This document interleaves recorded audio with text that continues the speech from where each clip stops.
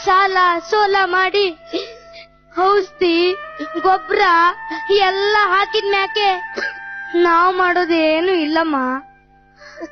ಆ ಶಿವಪ್ಪ ಗಂಗೆನ ಭೂಮಿ ಕಳ್ಸೋ ತನಕ ಕಾಯ್ಬೇಕು.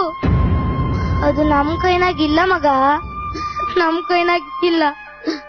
1000 ಅಡಿ ಬೋರ್ ಕೊರ್ದ್ರು 1 ಇಂಚ್ ನೀರ್ ಸಿಗ್ದಿರುವಂತ ಕಾಲ ಇದು.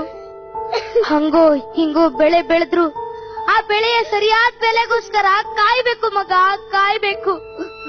ಹಪ್ಪಿ ತಪ್ಪಿ ಸಿಕ್ರು ಆ ಬ್ರೋಕರ್ಗಳು ಅದನ್ನ ನುಂಗಿ ನೀರ್ ಕುಡಿತಾರೆ.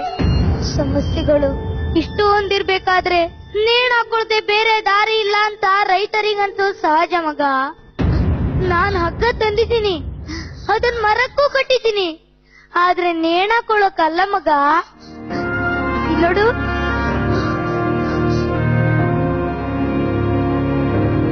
ಇಲ್ಲೋಡು, ನನ್ ಮುದ್ದಾದ ಮಗಳಿಗೆ ಜೋಕಾಲಿ ಆಡೋಕೆ ಮಗ. ಅಪ್ಪಯ್ಯ.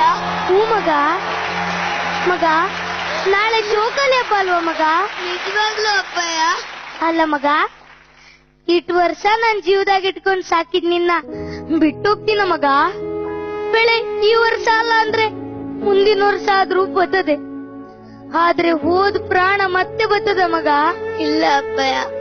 ದೇಶದಾಗೆ ಕೋಟಿಗಟ್ಲೆ ಸಾಲ ಮಾಡ್ದವ್ರೆ ತಲೆ ಎತ್ಕೊಂಡ್ ರಾಜಾ ರೋಸಿಂಗ್ ಬದುಕ್ಬೇಕಾದ್ರೆ ದೇಶಕ್ಕೆ ಅನ್ನ ಕೊಡೋ ನನ್ನಂತ ರೈತ ಚಿಲ್ರೆ ಸಾಲಕ್ಕೋಸ್ಕರ ತಲೆ ಕಳ್ಕೋಬೇಕ ಮಗ.